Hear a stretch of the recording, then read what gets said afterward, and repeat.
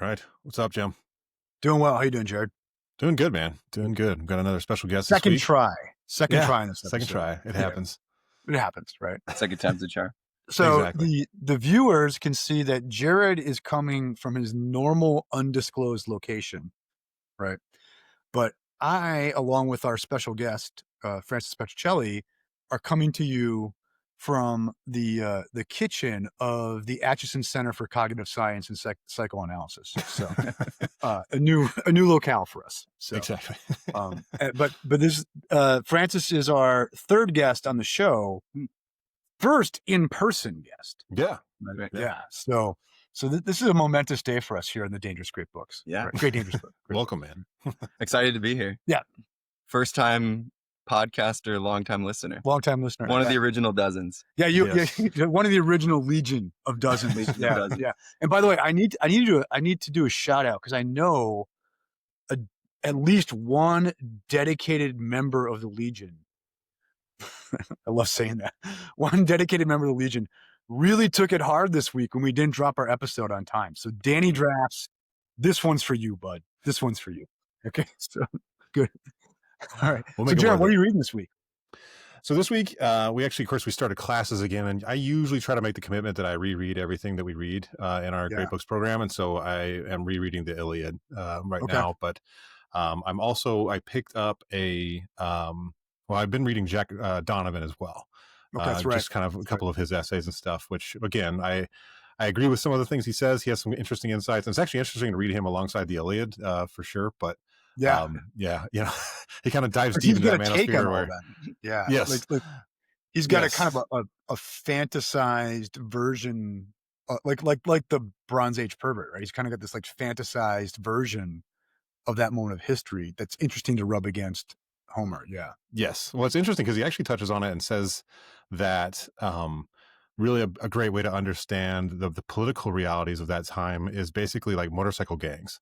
You've got all these, various gangs that are gathering together, and all of a sudden they're like, "Hey, man, we got this common enemy. Let's get all the Hell's Angels from Miami to LA to New York, and let's go get the Lobos or whatever." And that's kind of how they operated.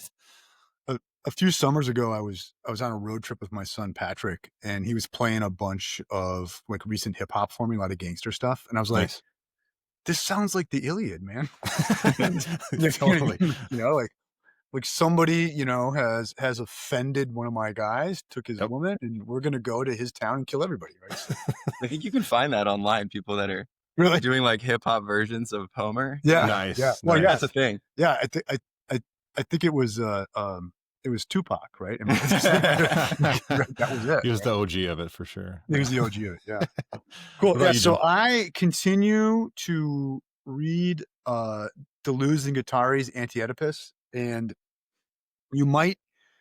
so I think Francis would tell you that the best evidence that he's had that I've lost my mind is I now claim to understand it. Okay, so Third or fourth time through. yeah, like it's my third time this year reading that book, which right there, it's a sign I'm slipping from reality. To read Anti-Oedipus. We might need an intervention at some point. Intervention. And like I was just telling Francis, like you don't need to like experiment with peyote if you can read Anti-Oedipus, because like it does all the work right without the drug. Nice. So yeah, so at some point, I don't know how we do it, but at some point we're going to do that book on the show. Let's do it. And I kind of have a frenemy relationship with that book because I'm kind of a Lacan guy now, Sure. and that book is like it has a frenemy relationship with Lacan. So yeah, that's and I continue to work on Moby Dick, which it's actually a pretty good coupling of books. So Nice. All What right, about you, Francis? Let's ask Francis. School's starting up, so I'm reading some of the stuff I have to read, and luckily it's Aristotle's Ethics and Politics, so I'm working on that. I still have leftover from the summer. I was working on Discipline and Punish by Foucault, and I probably have to shelve that until at least later in the year, or who knows. I'm almost done reading Bruce Fink's, I think it's Clinical Introduction to Lacanian Psychoanalysis. Nice. Yeah. Which I highly recommend. It's one of the clearest. Jim speaks Lacan now, and so in order to try to try to keep up and understand the lingo, I think that book is a really good introduction to some of the concepts in Lacan. I was halfway through the novel Hannah Coulter by Wendell Berry, which is very Oh, different. nice. Very different. So I think I'm going to try to finish Think, and then I'll kind of be on school stuff for a while. I really appreciate my 30-something friends trying to keep up with my midlife crises. So thank you for learning to speak Lacan, Francis. I appreciate that. That's really good. There you go. And also, like, this is an aside, but yeah, I think Bruce Fink's Clinical Introduction is a great introduction to Lacan. Fink's book, The Lacanian Subject, is very good. And I actually think Zizek's The Sublime Object of Ideology is actually a really good introduction to Lacan. Like now he really explains some stuff pretty clearly in there, but for another day, right. Don't get me going, right? You probably annoy Francis. So Francis, would you introduce yourself to the Legion? Sure. So my name's Francis Petruccelli. I'm a professor of philosophy at Benedictine College. So Jim's my colleague. I am coming to the podcast as a fan, and one of my interests in it is, I guess you could say, I'm a lot of the philosophers that maybe go by the moniker of the masters of suspicion, as Paul Ricoeur calls them. I have always enjoyed reading. Typically, or I guess historically, it was from the standpoint of enemies that I kind of have to know. I got to know their arguments so I know how to respond to them. But I've been moving, I guess, more into a position of at least frenemy, right? Where I think they might actually have something to teach us and something that's worth bringing on board. And I guess that introduces the topic for today, because I think Foucault's essay, What is Enlightenment, is a good way of getting into what the possible positive use of genealogy might be. Yeah, that's a good point. And, another great sort of pedagogical aspect of this essay. So, we're talking today about this essay by Michel Foucault, What is Enlightenment? And, fans of the show will remember that one of our very early episodes, I think our second episode, was on Kant's What is Enlightenment? Because in many ways we saw that we still see that document as an important point of departure for us, right? And we're hitting this essay because, one, we raised the specter of Foucault when we talked about Deleuze in our immediately previous episode, but also I think and you kind of brought this up for me just now, Francis, there's an interesting pedagogical point that we get from this essay in looking at Foucault's relationship to Kant, right? So Foucault at once sees Kant as a figure from whom he can learn, but he also sees Kant as a figure with whom he has to depart. Okay. Yeah. And I think that's a better way to think of our way of relating ourselves to very important, like, canonical level figures. It's not like you reject or you don't, right? It's that you learn with them. And unless you're joining a cult, unless you're doing hagiography and not thinking, you will depart from them. Like, there's no thinker with whom I don't depart, right? Mm-hmm. Including myself, I hope, right? Yeah. And I think we're going to see this in how we'll frame this essay today, is that Foucault engages Kant constructively, learns from Kant, but then departs from him in a way that is actually really, I think, deeply damaging to the Kantian project. Yeah. Yeah. Cool. Anything you want to say to preface our interest in this, Jared? Yeah, so this is actually, I mean, I've read a bit of Foucault. I have not read a ton of his work, but I agree with what Jim said, that this is a really interesting kind of test in the liberal mind of the ability to read someone and to agree with them in certain ways, but then also to say, well, here is where I sort of depart, or here's where I might go a step further, or maybe he took a step too far, which I would hope that Kant would agree that means you're thinking for yourself. Right, that means Foucault is doing the Kantian project in a sense, and Foucault is just taking it to its logical, in his mind, his own logical conclusions. Yeah. Yep. Sort of like there's those Peter Kreeft books, like, if Socrates and JFK meet in the hereafter. I haven't read that one yet. Yeah, no, I haven't read. Okay, well, I'm not planning to either. But we won't be having an episode on that one. But Foucault, you can imagine, like, Foucault and Kant bumping each other at the pearly gates, right? They hash this out. Yeah. All right, cool. So Francis, you had an entry point you wanted to go with, like on page 308. Is that right? Yeah. Let's jump into. He begins the text by giving a kind if of. I make one. Yeah. we're sort of assuming the Legion has seen the Kant episode. So we're not going to re-explain Kant's essay. So please, if you haven't, go back, avail yourselves of that resource, and then come back and talk to us about Foucault. Yep. Go ahead, Francis. Yeah. So I want to jump in. The beginning of the essay, he's sort of making some general observations about Kant's essay. And then this is towards the end of that first section. So this is on page 308. He says that this is commenting on the essay.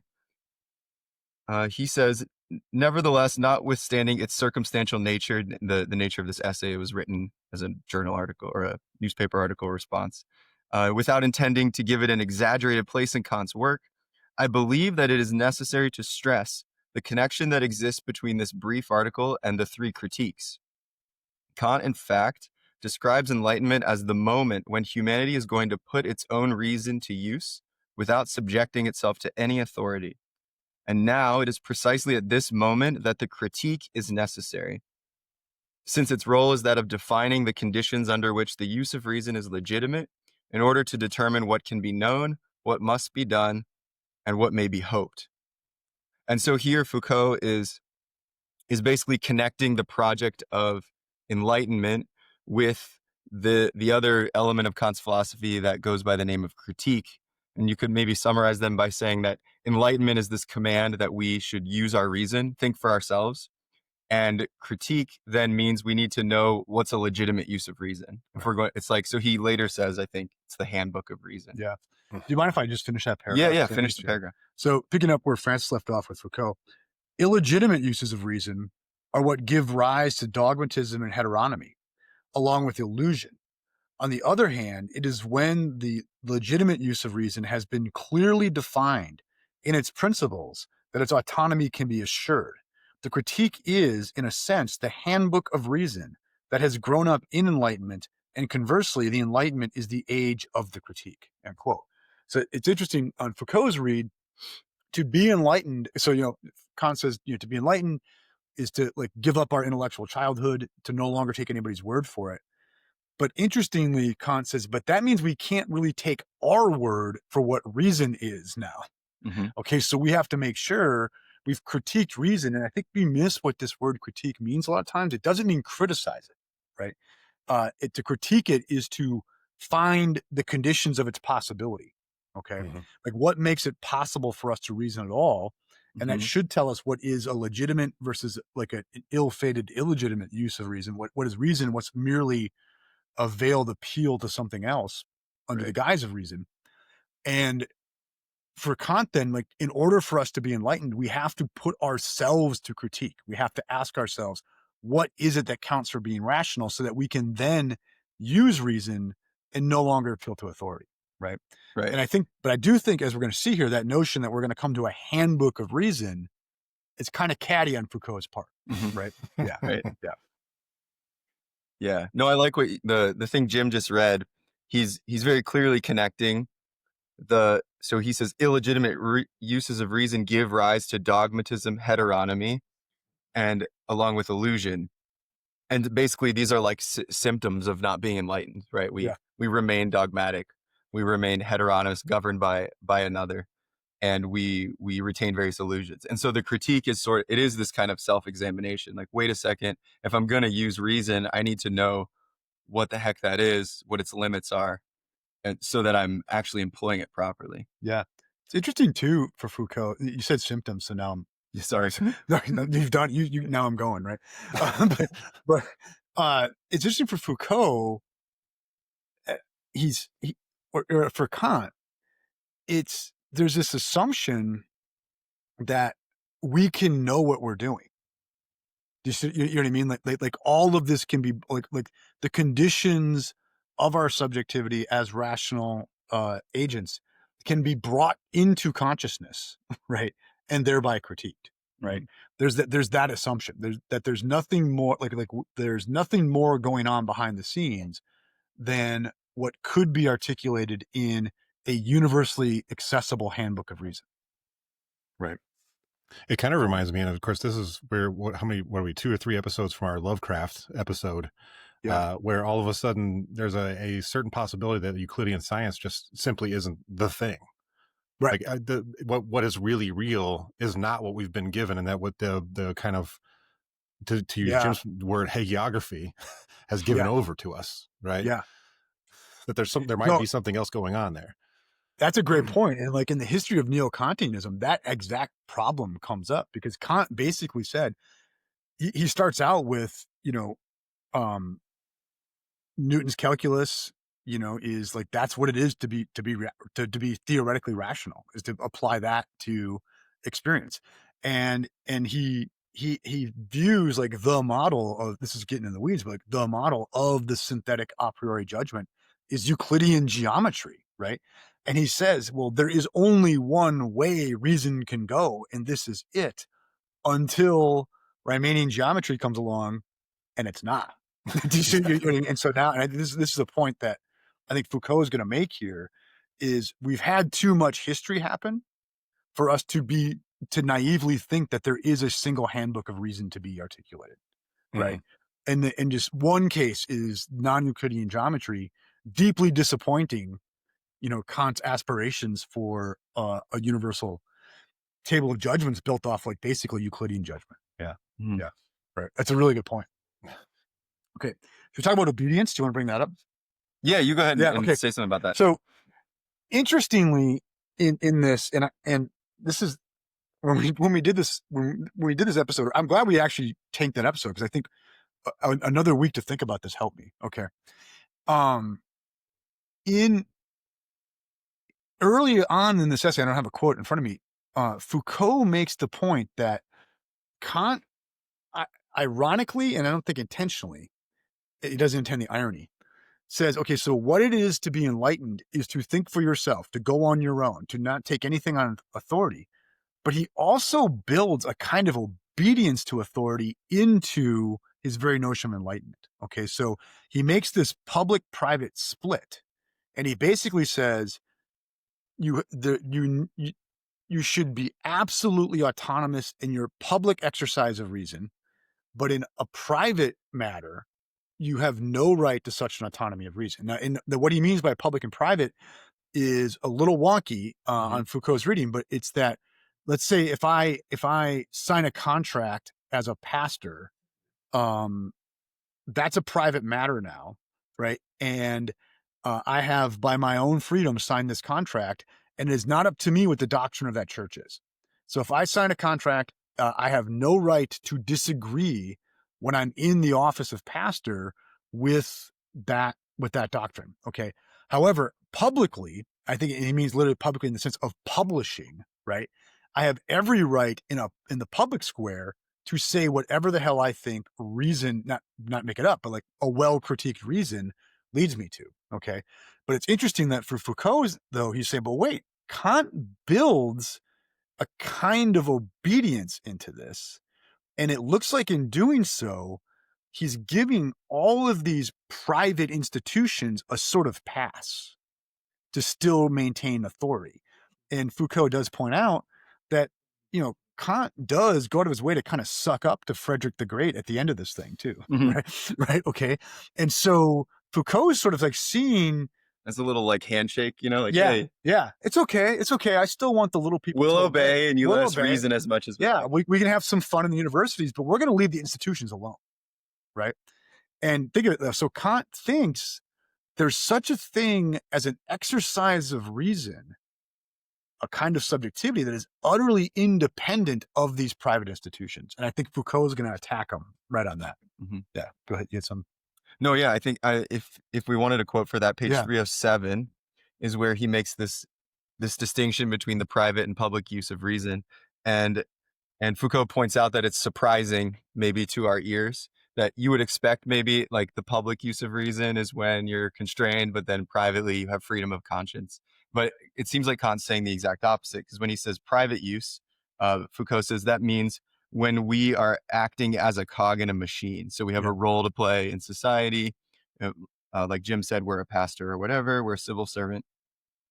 And then on the other hand, though, when we reason as a sort of, it reminds me of the kingdom of ends, right? I reason, but not as the particular person I am, sort of as a kind of like abstracted individual. Yeah. And that's where we can be free. And publish our views, dialogue with others. When I sort of strip my identity of, I'm civil servant, I'm pastor, and I can kind of rise above that. Yeah, that's interesting. So like, let's say I publish something and I'm operating according to the handbook of well-critiqued reason. To use Sellers' terms, I'm not saying what Jim says. I'm saying what anyone would say. Right. Exactly. Right. Yeah. Like it's not Jim's assertion. It's an assertion of public reason. Mm-hmm. Right. Whereas it's sort of like by private, it's sort of like, hey, you can't come on my house and say whatever you want. Mm-hmm. Right. Okay. Now you have to speak. Now you have to say what I say. Yeah. That's a really good way to look at it. Yeah. I think that's right. But I think it's the important thing for Foucault, though, is I think he's saying this, but then this gives all these repressive institutions a pass, right? That our allegiance to them remains intact, even though we're like public exercisers of reason. Yeah. Yeah. All right. So that's where the drama begins, right? Act 2. Act 2. Baudelaire. Baudelaire. I like that. Yeah. All right. You want to get us the ball? Do you mind if there's a there's a really good contextual paragraph right before we hit number 2. Okay. Where he lays out his hypothesis, and I think that's just. Oh yeah, we should do that. Where are you at? So 309, second paragraph to the top, which starts with the hypothesis. Hit it. It says, the hypothesis I should like to propose that this little text is located, in a sense, at the crossroads of critical reflection and reflection on history. It is a reflection by Kant on the contemporary status of his own enterprise. No doubt it is not the first time that a philosopher has given his reasons for undertaking his work at a particular moment. But it seems to me that it is the first time that a philosopher has connected in this way, closely and from inside, the significance of his work with respect to knowledge, a reflection on history, and a particular analysis of a specific moment at which he is writing and because of which he is writing. It is in the reflection on today as difference in history and as motive for a particular philosophical task that the novelty of this text appears to me to lie. Yeah. And by looking at it this way, it seems to me we may recognize a point of departure, the outline of what one might call the attitude of modernity. Nice. I just think that point of attitude of modernity is really important to understand what his project here. Yeah. Yeah. And I think we're going to see, Foucault's going to say the attitude of modernity is infinite critique. Mm-hmm. Yes. The unrelenting critique of everything, right? Not just a critique of reason, but an institutional critique too. And I think for Foucault, we're going to see even more importantly, the institutional critique. Right. Yeah. In the hypothesis part of that paragraph you read, where he says Kant's text is located at the crossroads of critical reflection and reflection on history. I think you get a preview of the fact that Foucault is going to say, I like Kant's idea of critique, but this means that we need to take the critique in a genealogical direction. We need to go to history, because Kant seems to think that reason doesn't itself have this sort of like history that we need to look at. Right. Yeah, exactly. Well said. Well said. Yeah. And it's interesting too, Jared, right? That it's an attitude of modernity, right? It's an attitude. Exactly. So whereas for Kant, it's like at least on Foucault's reading, Kant is defining modernity in terms of a critical method of a particular sort, right? Or at least 3 of them, like, the theoretical method, the practical method, and the aesthetic method, right? To be, and it's going to give us results. It's going to give us results. A little handbook. Yeah, we can be done with it. Like you write your 3 handbooks, right? Here's how to get true things. Here's how to like do the right thing, and here's how to appreciate things. There it is. You're done. And Kant really thought like he was going to close the shop, right? And at least it seems that way. Mm-hmm. And I think where Foucault is going is once you really understand the attitude of modernity, you're never going to close the shop. Like there'll always be critiquing left to do, right? Mm-hmm. Yeah. I think it's an interesting question as we look at this. Maybe only a question that boring academics could worry about. Would we characterize this as an essay in postmodernism or an essay in like Anthony Giddens hypermodernism, right? Because it seems like what Foucault is saying is I'm trying to teach you all what modernity was in the first place, right? Yeah. Right. And it wasn't Kantian Enlightenment critique. It really, or at least it should be, the attitude of critique of infinite critique. Yeah. Yeah, modernity as an ethos is basically the ethos of critique, I think. Yeah. but then he wants to say that I endorse, and I'm modern, you could say, Foucault. I'm modern insofar as I endorse this critical ethos, but it doesn't have the meaning that it had for Kant to take up critique. Exactly. Okay. Do you want to say something about Baudelaire? I think because there's something I'm really poised to freak on here. But anyway, so. go for it. No. But you do Baudelaire first, and then we'll go. Oh, okay. I thought you were referring to something in Baudelaire. No, I guess if we look at page 312. Yeah.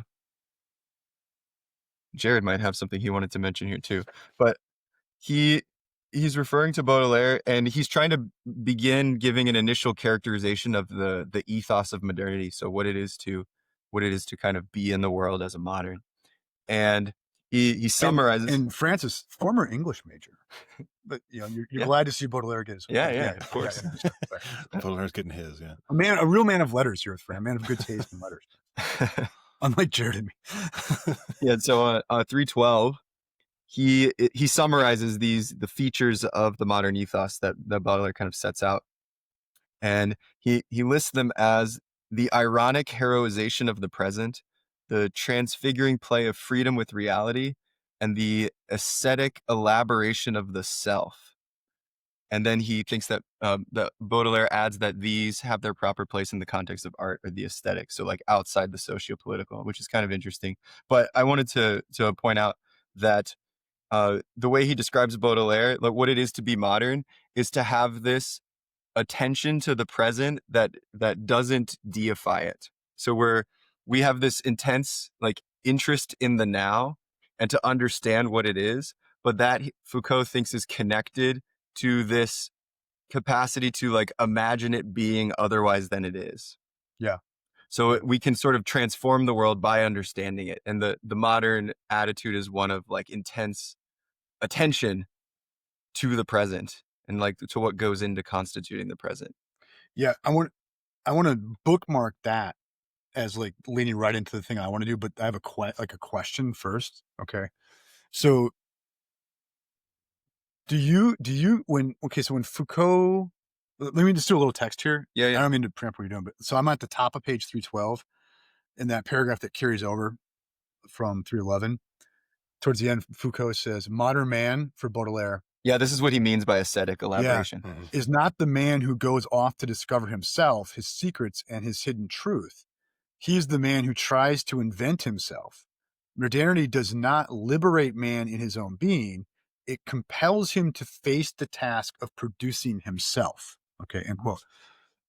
Okay, so the idea there is, and I think we can see where this is going to fold into some of the negativity next, but when Foucault says on the Baudelairean view of modernity, like the task is for humanity to produce itself. Do you see that he's endorsing that? Like that is in fact Foucault's view too, is that the task of humanity is to produce itself? Yeah, I think I think he would say it depends. Yeah. I guess I would say, so I think it's easy to see the dangers of looking at this question of like that like being human is all about self-invention, as being like easily co-optable by the forces of ideology. And like Byung-Chul Han makes a good in Burnout Society. That's kind of Zizek's Idiot. Right. Yeah. So I mean, I don't think Foucault would advocate for that, but I also think it's worth pointing out that I think Foucault would say there is a kind of hidden ideology in the sort of like Rousseauian idea that we need to like discover the pristine self. Yeah. And that like your task is this one of, right? So it's like there's this thing there's this core of the self, and society gets in the way. And then what you have to do is to discover yourself. Yeah. So I mean, I think he prefers the language of self-production, but I think it's worth noting that both of those, self-discovery, self-creation, they both can be kind of like co-opted ideologically. Yeah, because like where he's going to go on here is to suggest that there are these like subjectivity creation machines. Like that's not where the modern attitude has gone, but that's where the actual modern world has gone, right? Which are denying us individual self-creative possibilities, right? And it does seem that for Foucault, there is this kind of Sartrean existentialism in the offing where, like, if we could liberate ourselves from the disciplinary machinery, then we would finally be able to not just think for ourselves, but to be for ourselves, right? To be self-creators.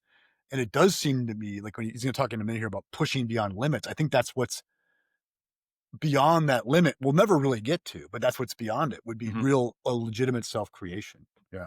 Yeah, and I think it's interesting because if he's critiquing kind of this shift towards modernity post scientific revolution, where you've got sort of this era of masters of nature to your own ends, and now all of a sudden it's masters of the self. Yeah. And not necessarily, and there's kind of two aspects of it. He talks particularly about the artistic expression of it, or seeing the self as a piece of art.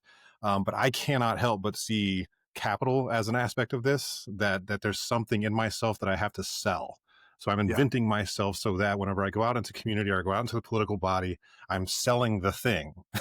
Right. Because it capital kind of capitalizes everything. And so I can't help but unsee that as to me, I would see Foucault kind of critiquing that, not necessarily the artistic expression of it, but definitely the capitalistic, or at least even the mastery, especially in the sense of like masters of nature. I don't think he would want us to see ourselves that way, as like I'm kind of tweedling with all the little aspects of myself. Yeah, this is a theme that like come up for us a lot, especially last week when we saw with Deleuze this whole notion of this, hey, you can build yourself now, the self-optimization movement and things like that. Yeah. Right. Really, what you're doing is you're building a saleable self, right, and one that's consumable by other people, and it's one that's mostly been imposed on you. We could talk about like what the mechanism of imposition is, whether it's disciplinary or modular, but that's it, right? And I think this is where Foucault's going in his essay. He's going to say is, hey, Kant, you promised us enlightenment, you promised us liberation, but what we got was discipline, right? Like that's what we got out of this. Yeah. I can't see that as I can't see Foucault kind of just flatly endorsing this idea of self-production, because I mean, I think he's smart enough to see that. Like, hey, look, you guys aren't workers anymore. You're entrepreneurs, and you get to, you're free because you're an Uber driver now. Like, because if you could ever really have bona fide self-production, we'd be done critiquing. And he doesn't think we're ever done critiquing. You're going to kind of push the limit out of the disciplinary matrix, but then the matrix is going to make a move, right? You'll get a new serial number, right? And then you're going to get sucked back in, and that new matrix is going to need to be critiqued, right?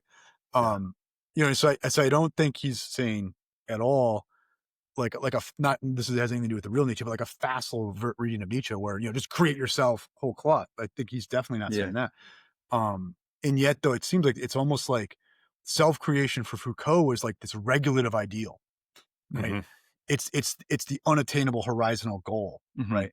But we won't get there. But the best we can do is constantly critique our way towards it. Yeah. So here's the thing I want to go to, if you guys don't mind. That was pretty cool. We can switch out of that. So Francis, you mentioned that Foucault talks about how to be modern is not to deify the present. Was that it? Yeah. And so when you go into that next section, we talked about negativity. I'll just read a couple lines here. So the very beginning of the negativity section on page 312 in our version, he says, this ethos implies first the refusal of what I like to call the blackmail of the Enlightenment. I think that the Enlightenment, as a set of political, economic, social, institutional, cultural events on which we still depend in large part, constitutes a privileged domain for analysis. And so I think what he's saying there is, I think that's the consequence of not deifying the president, the president, or the president. So the slip. Nice slip. Yeah, nice slip. Yeah. We could do a whole episode on that. If that's the worst slip I have, I'm all for it. So, right.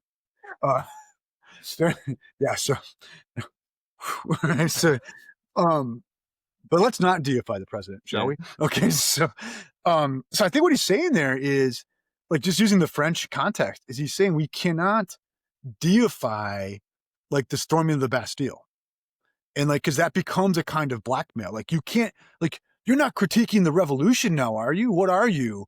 what are you? You know, an Ancien regime guy? What are you, some reactionary? You can't critique the revolution. And Foucault's saying nothing is out of bounds here. There are no holds barred here, right? Because even the revolution can itself be co-opted. It can blackmail us into a disciplinary structure that's oppressive, right? And so I think what he's saying is, like, for modernity, there are no sacred cows either from the right or the left, right? Either religious or irreligious, right? Like and so I think what he's saying is on his view, Enlightenment is doctrinally empty, right? It is a commitment to critique. That's what Enlightenment is, and you can't say, oh, there's no way you can criticize, you know, the American founding, because then you're what do you want us to go back to the cave, right? And Foucault's saying, I'm not saying that, but I'm saying is that doesn't get a pass, right? That too needs critique, right? And I think that's an important thing to see here. Why I think a lot of people in the circles that we travel in see Foucault as this maniacal boogeyman of the left.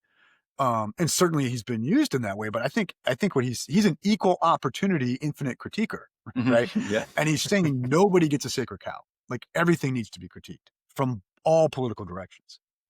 Yeah, it kind of short circuits the work of the blackmail that he's describing. He, on the next page, he frames it in terms of this: well, are you with us or against us? Are you for or against Enlightenment? So if Foucault comes out and says, oh, look, Enlightenment led to disciplinary society, and it's like, oh, so you're against Enlightenment? Like, what do you want us to do? And he's saying we have to refuse this idea of being for or against the Enlightenment, and that the task is to try to dig underneath what the Enlightenment presents, and to see what's actually going on there. And so he's saying, look, I'm not coming out for or against Enlightenment. I'm coming out trying to see what the heck is this thing we're dealing with. I'm coming out against the man. Right? That's what Foucault's saying, right?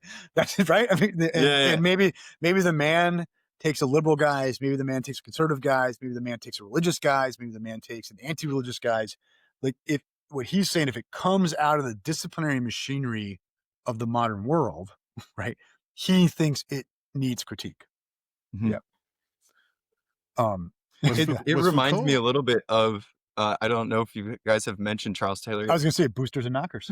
Yeah, boosters and knockers. And explain. Yeah, so Taylor thinks that Charles Taylor's a Catholic philosopher, writes about secularity, and he's dangerous. We should. Yeah, I think so. Dangerous. I think so. He has a short essay that you probably can't do secular age, but there's a short version of it. Yeah. Maybe that's my second appearance. We'll see if people want me back. See you next week, Francis. So yeah, the Legion will speak. Yeah. So Taylor wants to refuse this idea that you are either a booster or knocker of modernity. So, like, you either got to ultimately come in as for or against. But I think it's actually interesting. It's for Foucauldian reasons, I think, because he thinks it's wrong to think about secularity as what he calls a subtraction story, right? So he thinks people think, there was this sort of like secular man, and then there was this religious stuff on top of it, and then secularity means we get rid of all that stuff, and now it's like we discovered secular man. And Taylor wants to say, no, if you look at the history, you see how this secular self had to be invented, it came about as a process. And so I think Foucault's saying the same thing, like what Kant looks at as this enlightened man that's going to be autonomous. Foucault wants to say there's actually a history of that autonomous man. And when you look at that kind of undoes the power it has on us of saying, oh yeah, like, well, man's always been autonomous really, in fact, but there's just been this stuff on top of it that's buried it. So I think there's actually a kind of interesting crossover between what Foucault's up to and what Taylor's up to. And I would bet you Taylor, we could find him saying he learned this from Foucault. Yeah, no, he's not afraid to. He's not afraid. He's not afraid to mention Foucault. Yeah, it's sort of like, I'm neither a booster nor a knocker. I'm a critiquer. Yeah. Right. And this goes back to the point we made earlier, that the point is not to do hagiography, right? Like, the point is not about allegiance, right, to figures or texts, outside of revelation and that sort of thing. The point is to learn from and depart from, right, which means critique. Yeah. So for me, that moment where he's like when he said, we don't accept the blackmail of the Enlightenment. That was Yeah. a real firecracker moment for me. Yeah, because we Yeah. are blackmailed by, you better be aligned with certain events or you're not good. Right? Mhm. You know, it's interestingly. So what Foucault is essentially doing here, and this would like make his like unlettered detractors like, you know, angry, which I hope it does, is he's basically rejecting cancel culture Yeah. there, Mhm. right? He's saying like there's no sacred cows and everything gets critiqued, and you know, before Ben Shapiro, he didn't care about your feelings, right? You know what I mean? Right? Like, I'm going to From a critique very different everything. perspective, for sure. Yeah. Yeah, for a different perspective. Yeah, a thinking one. And and he's saying like nothing is going to survive the critique unscathed, right? He might have been a really good radio show host if he Yeah, exactly. Yeah. Oh man, controversial takes, making Yeah, hot everyone takes. angry. You Yeah. know, nothing's It's off sort of limits. like I think my new motto for Foucault is like the critique will continue until morale approves. Yeah, until Right? further notice. Yeah, you know, like, what's that? Like the beatings will continue until morale approves. Like the critique will continue until morale approves. Right. Okay. So there's another point in that negative section, which is where, and this goes, I think this dovetails with something Francis was just saying about how he also thinks the attitude of modernity properly understood rejects humanism. Right. Mhm. And I think it's exactly what you're saying about how for Foucault, it's not as if, you know, we critique the disciplinary structure and then under that there's the pristine human essence that like we can find now. It's like the Rousseauian thing Right. that we got to the bottom, we're done critiquing, we have an essentialism that we can rely on, and we're off the hook now. Right. Because whatever you find there is, because I think for Foucault, subjectivity, and this is like every smart person in the 20th century saw this, right? Is like subjectivity, and even in the 19th century with Hegel, right? Subjectivity only occurs within a social institutional context. Okay. Mhm. So subjectivity is always produced by a certain social machinery, a certain social geography. And it's not Mhm. to say like there's no better or worse, what have you, like all that. Let's not do the facile relativism Mhm. worries, right? Um, but so you strip down a certain disciplinary machinery, and what you find there for Foucault is just something waiting to be re-engineered into another disciplinary structure. And so, like when he says he's anti-humanist, he doesn't mean he's anti-human. He's not like rooting for the destruction of humanity or some like anti-natal thing or something like Yeah. that, Yeah. right? What he's saying is you cannot like be suspicious of any appeal to a human essence to solve critical problems, right? Because what he would say, aha, now I know, right? Yes. They got you, right? And you're speaking for the machine now. Mhm. Yeah, it's interesting too. This section actually got me because I wrote my dissertation on the subject of personalism, and so had to do a ton of Oh, research on humanism and yeah, personalism and all that stuff. And so when I read this, I mean, it definitely just stood out as whenever, especially whenever he gives, what epoch of time are you talking about in regard to humanism? Right, the Nazis had a certain type of humanism, so the Soviets yeah, had certain types of humanism. And so he's talking about, especially when it comes to the Enlightenment, we oftentimes tie a certain type of humanism, which I would honestly call bourgeois humanism, yeah. to that gives us certain rights, and all that kind of stuff. But Preach it, say it again. preach it. Yeah. And so Yeah, right. I'm with you. it's one of those things of like, well, then we can't critique it because the humanism that came out of the Enlightenment is the handbook on humanism. Yeah, Right. So the rights and duties that it provides the human person, or the definitions of what it means to be a human person. Now we can't go beyond that. We can't critique the structures that went into that, even though it was yeah. a bunch of rich white men that told us how to do that. To me, And, that causes a problem. It helps us, because then it leads into a certain structure in place that you now put onto other people as a disciplinary action or a disciplinary structure and it that will serve doesn't to work. exclude some from the It human. excludes people. Exactly. Yes, It yes. gives you excuses actually in order to do certain things. If you In the say, name of humanism, I'm going to humanity stop is the this certain rational stuff. animal. I'm sorry to interrupt you. Go If you ahead. say humanity is a rational animal, and then you have a very local definition of what counts for rationality, then you've got at least a gradient of the degree to which someone counts, if Yes. not a way of utter exclusion. Okay. And think of it how, like we can come up with famous modern historical examples if we want to, of how literally we're grading people on degrees of humanity based on certain definitions of the human essence, right?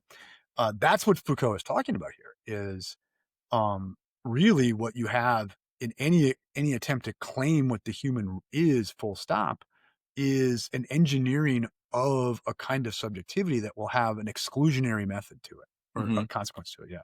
Yeah. I think so there's two elements to this. He's basically saying we don't, just like we don't fall for the blackmail and the Enlightenment. Part of the negative aspect of the ethos of being modern is that you refuse to identify Enlightenment with humanism. And one of the reasons he gives, I think, is a kind of general reason that applies almost to any ism, is that it's just too vague to, Mhm. right? Like, what has humanism not meant in the history of the Exactly. West? You know what I mean? Yeah. And so, Yeah. Yeah. Like what? Right. it's like not helpful. Yeah. I mean, I say the same thing sometimes to my students when I like to clarify, like if we can say that Aristotle's an empiricist and Hume's an empiricist, like Yeah. Then we've lost it. I don't know how is this helpful? Yeah. Like, let's just talk about what they thought, Yeah. instead of putting a label on it. So there's that. He says it's too supple, too diverse, too inconsistent to serve as an axis for reflection. And then he gives this other reason, I think, where he says, yeah, so I was saying the point about when he says humanism serves to color and to justify the conceptions of man to which it is after all obliged to take recourse. And he continues by saying, I think in this light, humanism and critique or enlightenment are actually opposed to one another, because he thinks that being a humanist means you have this sort of built-in, there's this something that's off limits. There's like, this way I understand what it is to be human can't be subjected to questioning. And so he thinks that being a humanist is almost has reactionariness built into it. And so that's why, every humanist, maybe you could say, is gonna have some sacred cow. That's not. Humanism becomes blackmail. Yeah. You can't you can't disagree with this, otherwise you're bad. Yeah. Like, what are you? What are you? You just hate every person, right? Like, that's Yeah. just Yeah. the Yeah, well, thing one thing that bothers me is when sometimes more left-leaning humanists will be pro-choice and call it a type of humanism. Yeah. And as someone who's thoroughly pro-life, I thoroughly disagree. And so it's one of those things of like, well, what do you mean by humanism? Yeah. So now we need to critique what we both mean by humanism. Yeah. At that It's point. always going to beg a question as to what is the human, right? Who counts for it, right? Mhm. Exactly. Yeah. It might be worth mentioning that I'm pretty sure he's channeling a little bit of Heidegger here Yes. in the letter on humanism, because Heidegger has the similar, like, humanism, like, to be against humanism doesn't mean to be against the human. And then he has this critique of, to critique values doesn't mean to say that everything is valueless. Yeah. But Yeah. it means to understand the ways that once we think in terms of value, we actually are depriving things of their worth. So he has this, like, just because I'm doing critique, it doesn't mean I'm against the thing that I'm investigating. Exactly. Yeah. That's that important thing. If the listener, if the Legion can just take one thing away, is like what's actually meant by critique. Like when you hear people talk about critique and immanent critique and infinite critique and endless critique, like the claim from someone who knows what they're talking about, they're not talking about criticism. They're not talking about rejection. Yeah, They're in the talking sense of about- a value judgment. Like, Yeah. this is bad. Yeah, they're talking about understanding the conditions that make this possible. Right. This is where I think some of Foucault's disciples get it really, really wrong, because they see critique as destroy anything we don't see as structures that we want. Yes. And that bothers me a lot, because I wouldn't necessarily say Foucault was an anarchist, but it seems like a lot of his followers certainly are. Certainly are. Not that I'm not that far from being an anarchist, but Yeah. anyway, but there has to be there has to be some structures, right? You can't destroy all structures, but to critique them is just to take a serious look at them, and necessarily in kind of a not good nor bad light. Just look at them and better understand them.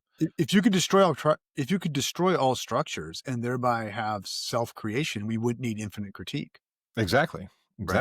Like meet the new boss the same as the old boss. I mean, Totally. Right. But that doesn't mean you have to like the new boss, right? Yeah. Right.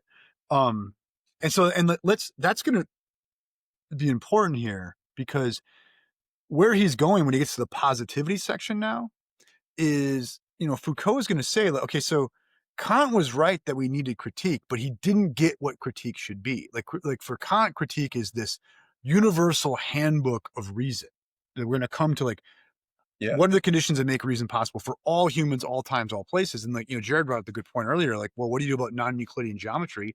Apparently there's a lot of reasons of space available to us, or to different conditions.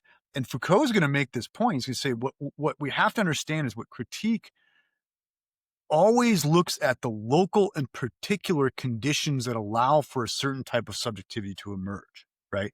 And so we're not going to have a critique of reason. We're going to have a critique of reason as it manifests in Atchison, right? Mm-hmm. As it manifests in Paris in 1968, as it manifested in, Berlin in 1933, right? Like there's always, like, for him, what critique has to become is a nitty gritty history of the present, right? Mm-hmm. Like what got us to where we are, like what historical conditions made it possible for us to become what we are, like what is the disciplinary machinery that did it, right? And so for him, I think this is important, like he, like people who want to say, like, on like in Foucault's name, we're gonna, like, wipe the slate clean, and like, there's no doing that, because there's not just one slate. Right. And every type of subjectivity, every mode of subjectivity is going to need a separate piecemeal nitty gritty critique. Mm-hmm. Right. Yeah. And it's I think to act Foucaultian is like to ask, what are the ugly questions we can ask about us in our community, right? That makes it possible for us to be what we are. And what was optional in that, what was contingent in that, what's oppressive in that, and what can then thereby be gotten over, right? Yeah, it seems like the tabula rasa does not exist for Does not Foucault. exist. Yeah, exactly. For sure. Should we move to the Let's do it. positive Positivity, characterization of yeah. the ethos? Yeah, I dragged us there. Yeah. So, Yeah. yeah. I think I underlined this whole page. Yeah. So on page 315, I think maybe this is helpful. What he does here is, it seems to me like he's basically flipping Kant on his head. He's taking, 100%. Yeah. let me see if I can find the quote here. So he basically says that. He says, but if the Kantian question was that of knowing what limits knowledge must renounce exceeding, it seems to me that the critical question today must be turned back into a positive one. And then he says, in what is given to us as universal, necessary, obligatory, what place is occupied by whatever is singular, contingent, and the product of arbitrary constraints? And basically what he's done there is he's flipped the question that Kant was asking. Kant starts from, he says, okay, we have what's singular, we have what's contingent, we have what looks to be arbitrary, and we're going to trace back from there to the universal structures. How do we eliminate the singular? Yeah, how do we find that it always presupposes this universal. Your real self, your Kantian self, is hampered by the singular. Yeah, right? I think that's fair to say. Exactly. Whereas Foucault is saying the condition of being what you are is the local, the contingent, and the oppressive. Mm-hmm. Right? Yeah. Yeah. And so when he flips them, he's then saying, look, what critique actually does is it takes whatever is presented as if it's universal and necessary, right? Yeah. Look, it turns out human beings were pining to be secular all along. We just needed to remove this, we needed to sort of get rid of these structures. And instead is saying, no, whatever presented in that way is universal. To do critique is to say, what are the conditions, like boots on the ground, what are the conditions that make that sort of subjectivity possible? Right. Yeah. Right. Yeah. In the next paragraph, he says, he says, this entails an obvious consequence that criticism is no longer going to be practiced in the search for formal structures with universal value, but rather as a historical investigation into the events that have led us to constitute ourselves and to recognize ourselves as subjects of what we are doing, thinking, saying.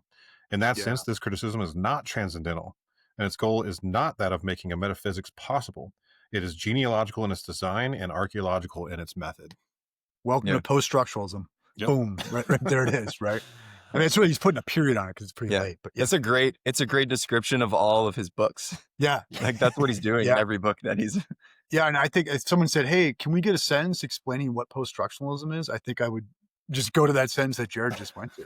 Yeah. You know, because that's it. It's like there is no transcendental critique forthcoming that will explain everybody to themselves, right?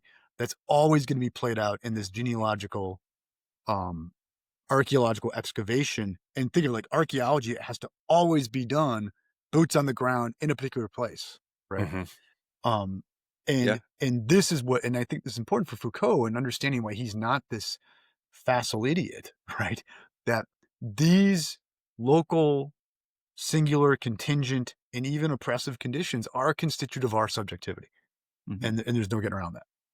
Yeah, I think it's a really good proof of the fact that we're never truly autonomous, right? As much as we wish we could be. It reminds me of like Russell Kirk called it the democracy of the dead. That no matter what you think you are a result of many, many centuries that have led to this Yeah. moment, this time of place, this genetics, this culture, this weather, everything that's leading towards what you think of yourself as a subject. Yeah, 100%. Yeah. And just think, like when you work in an institution, people will do not a critique, but a criticism of what's going on. And I think they'll miss what the conditions are that have brought about the situation, Absolutely. and to realize that they're trying to argue from a standpoint that is unavailable to any member of that institution or any participant. Did you see what I mean? Yeah. And it's like you're basically saying, I wish you and I were not what we are. Yeah. Well, okay, but that's not a possible wish, right?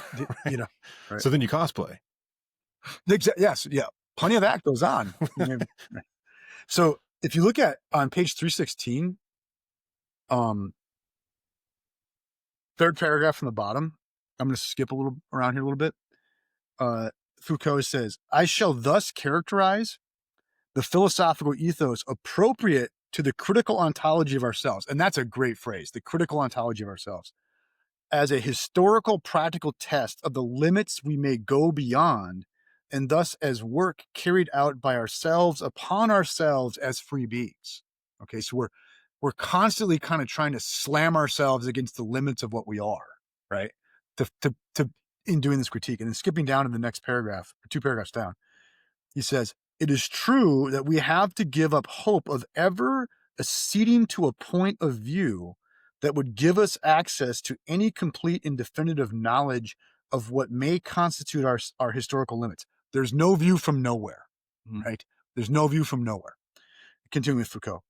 And from this point of view, the theoretical and practical experience we have of our limits and of the possibility of moving beyond them is always limited and determined. Thus, we are always in the position of beginning again, right? I love that. I absolutely love that. So it's like we are free for Foucault. We can take ourselves out beyond the limits, but the idea that we're going to then live limitlessly is a fantasy. So we always have to like re-begin the process of taking ourselves out beyond our limits. Like you're never done in although he has his differences with this view, your psychoanalytical critique of yourself. And self meaning individual, institutional, communal, familial, all that. Yeah. So when we mentioned infinite critique at the beginning, and he's not saying infinite critique because he's saying, everything's got to be raised to the ground. Like, don't stop until everything's gone, right? Yeah. Like that's not infinite critique. Infinite critique, it's infinite because, as he says here, we're always in the position of beginning again, because we're never not starting from some local situation. Right. And so like the work of critique is never something that's just going to result in a handbook. Right. Exactly. So, Right. Excellent. which I like that. That means the philosopher will never be out of something to do, something to think about, right? Like right. Yeah. I mean, What's interesting too, we're never done making trouble. Exactly. Well, and Jim knows of my drifting to the east most often, and to me, Yeah. it's interesting because in a lot of Eastern philosophy, they're perfectly okay resting in mystery. They don't have to define certain things. Like even being, the minute you define it, now you didn't. Like there's just that's how they operate. So Yeah. I love for a Western mind like this to show up and say, you know what? Because even within critique, you have to be okay with the fact that we're never going to be done. There's Never never done. going to be a handbook, and that's Right. okay. Yeah.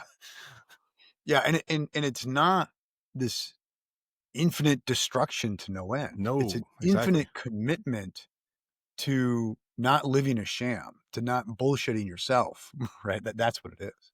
100%. Mhm. Yeah. Excellent, man. Yeah. Well, There's hey, do you have anything else you want to put in there? I think, well, let's see. There's this maybe one thing Sure. we could mention on page 317. Um,